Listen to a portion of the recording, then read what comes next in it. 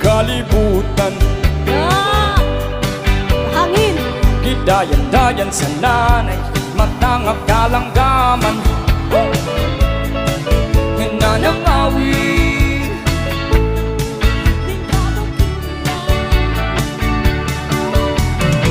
ug magpagdulong sa pagsalub sa kahapunon. Malamig sa hangin ug sa dughan nga walay naglaylay, sa kasing-kasing nga way nagsapnay.